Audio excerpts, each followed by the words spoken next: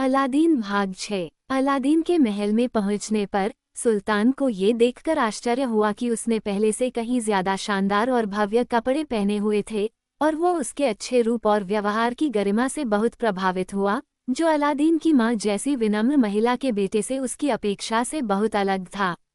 उसने खुशी के सभी प्रदर्शनों के साथ उसे गले लगाया और जब वो उसके पैरों पर गिरना चाहता था तो उसने उसका हाथ थाम लिया और उसे अपने सिंहासन के पास बैठा दिया। कुछ ही देर बाद वह उसे तुरही, हॉटबॉय और सभी प्रकार के संगीत की आवाज़ों के बीच एक शानदार मनोरंजन के लिए ले गया, जहां सुल्तान और अलादीन ने अकेले खाना खाया और दरबार के महान सरदार अपने पद और गरिमा के अनुसार अलग अलग मेज़ों पर बैठे। दावत के बाद सुल्तान ने मुख्य क्यादी को बुलाया और उसे राजकुमारी बुदिर अल बद्दूर और अलादीन के बीच विवाह का अनुबंध तैयार करने का आदेश दिया।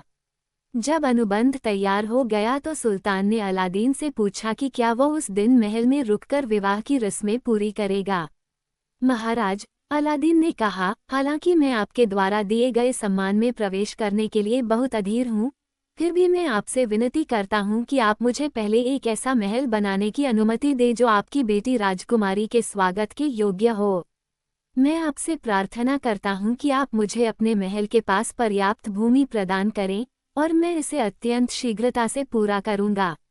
सुल्तान ने अलादीन की प्रार्थना स्वीकार कर ली और फिर से उसे गले लगा लिया, जिसके बाद उसने उतनी ही विनम्रता से विदा ली जैसे कि वह बड़ा हुआ हो और हमेशा दरबार में ही रहा हो। अलादीन अपने घर वापस उसी क्रम में आया जिस क्रम में वह आया था, लोगों की जय जयकार के बीच, जिन्होंने उसे सभी सुख और समृद्धि की शुभकामनाएं दी। जैसे ही वह उतरा, वह अपने कक्ष में वापस चला गया, दीपक लिया और हमेशा की तरह जिन को बुलाया जिसने अपनी निष्ठा का दावा किया। जिन, अलादीन ने कहा, मेरे लिए राजकुमारी बुदिर अल बुदूर के स्वागत के लिए एक महल बनाओ। इसकी सामग्री पोफिरी, जैस्पर, अगेट, लेपिस लाजुली और बेहतरीन संगमरमर से बनी हो। इसकी दीवारें सोने और चांदी की ईंटों से बनी हों, जिन्हें बारी बारी से बिछाया गया हो।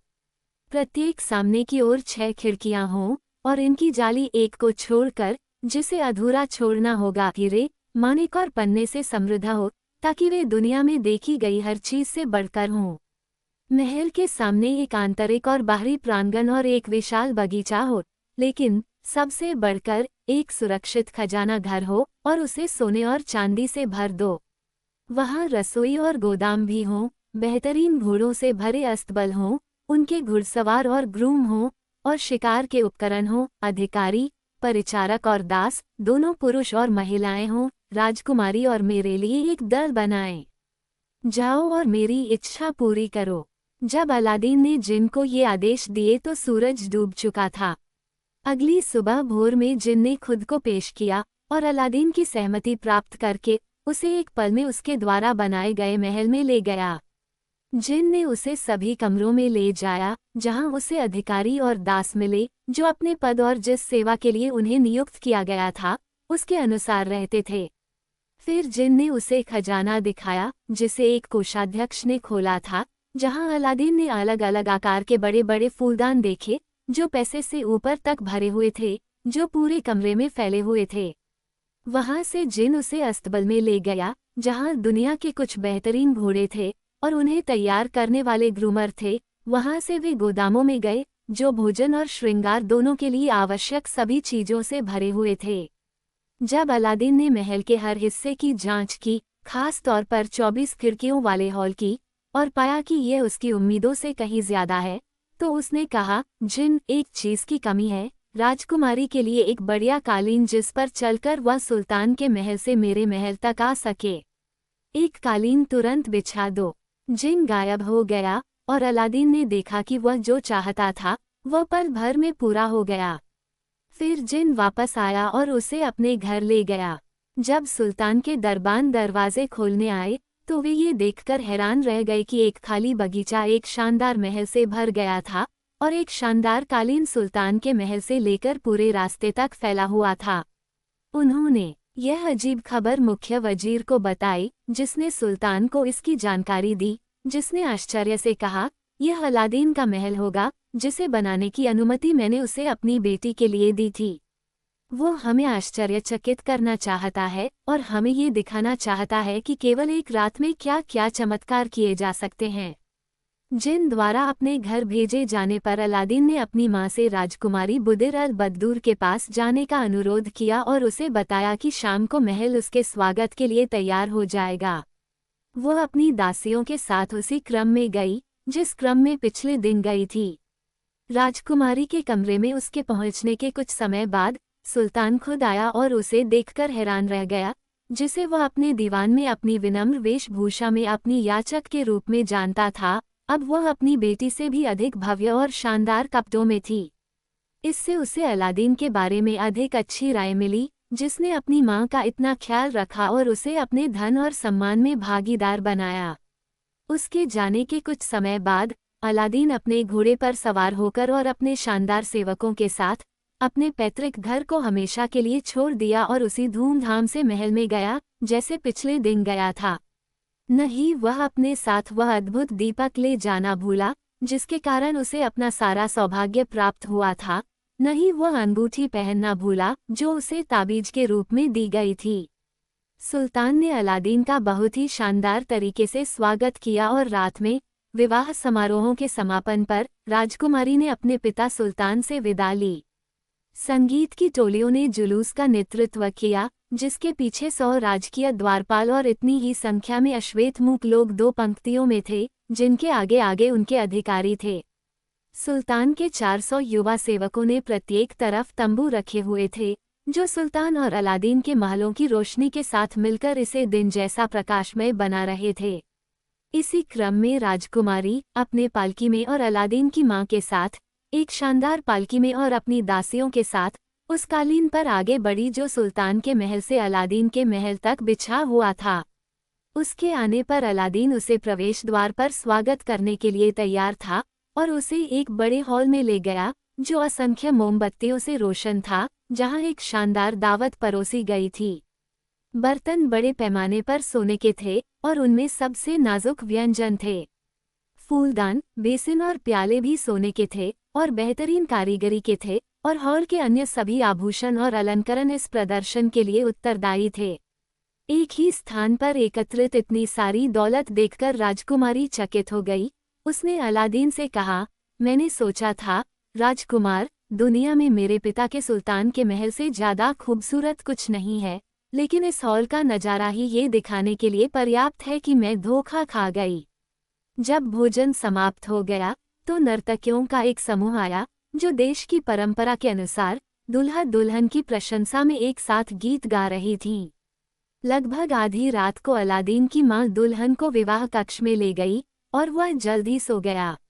अगली सुबह अलादीन के सेवक उसे तैयार करने के लिए आए और उसके लिए एक और पोशाक लाए जो पिछले दिन पहनी गई पोशाक की तरह ही शानदार और भव्य थी। फिर उसने एक घोड़े को तैयार करने का आदेश दिया, उस पर सवार हुआ और गुलामों की एक बड़ी टुकड़ी के बीच सुल्तान के महल में गया ताकि उसे राजकुमारी के महल में भोजन करने के लिए मना सके। उसके साथ उसके ग्रांड वजीर और उसके दरबार के सभी सरदार भी थे। सुल्तान ने खुशी से सहमति जताई, तुरंत उठ खड़ा हुआ और अपने महल के प्रमुख अधिकारियों के आगे और उसके बाद उसके दरबार के सभी बड़े सरदारों के साथ अलादीन के साथ चला गया। सुल्तान अलादीन के महल के जितना करीब पहुंचता गया उतना ही वह उसकी खूबसूरती से प्रभावित होता गया, लेकिन जब वह महल में दाखिल हुआ तो उसने देखा कि खिड़कियां हीरे, माणिक, पन्ने, सभी बड़े बेहतरीन पत्थरों से सजी हुई हैं। वह पूरी तरह से हैरान रह गया और अपने दामाद से कहा, ये महल दुनिया के अजूबों में से एक है, क्योंकि पूरी दुनिया में हमें और कहाँ मिलेगा कि दीवारें सोने और चांदी से बनी हों और खिड़कियां हीरे, माणिक और पन्ने से सजी हों। लेकिन मुझे सबसे ज्यादा आश्चर्य इस बात पर हुआ कि इस भव्य महल की एक खिड़की अधूरी और अधूरी ही रह गई। महाराज, अलादीन ने जवाब दिया, ये जानबूझकर नहीं किया गया, क्योंकि मैं चाहता था कि इस हॉल को पूरा करने का गौरव आपको मिले। मैं आपकी मंशा को अच्छी तरह समझता हूँ, सुल्तान ने कहा, और इसके बारे में तुरंत आदेश दूंगा। सुल्तान ने अलादीन द्वारा अपने और अपने दरबार के लिए आयोजित इस शानदार मनोरंजन को समाप्त करने के बाद उसे बताया गया कि जौहरी और सुनार उपस्थित थे, जिसके बाद वह हॉल में वापस आया और उन्हें वह खिड़की दिखाई जो अधूरी थी। उसने कहा, मैंने तुम्हें बुलाया है इस खिड़की को बाकी खिड़कियों की तरह ही बेहतरीन तरीके से फिट करने के लिए। उन्हें अच्छी तरह से जांचो और जितना हो सके उतना काम पूरा करो। जौहरी और सुनार ने उन 23 खिड़कियों की बहुत ध्यान से जांच की और आपस में विचार विमर्श करने के बाद कि उनमें से प्रत्येक क्या क्या दे सकता है, वे वापस लौटे और सुल्तान के सामने पेश हुए, जिसके मुख्य जौहरी ने बाकी की ओर से बोलने का वचन देते हुए कहा, महाराज, हम सभी आपकी आज्ञा का पालन करने के लिए अपनी पूरी सावधानी और मेहनत करने को तैयार हैं, लेकिन हम सभी इतने बड़े काम के लिए पर्याप्त गहने नहीं दे सकते। मेरे पास ज़रूरत से ज़्यादा है। सुल्तान ने कहा, मेरे महल में आओ और तुम चुनो कि तुम्हारे उद्देश्य के लिए क्या उपयुक्त हो सकता है।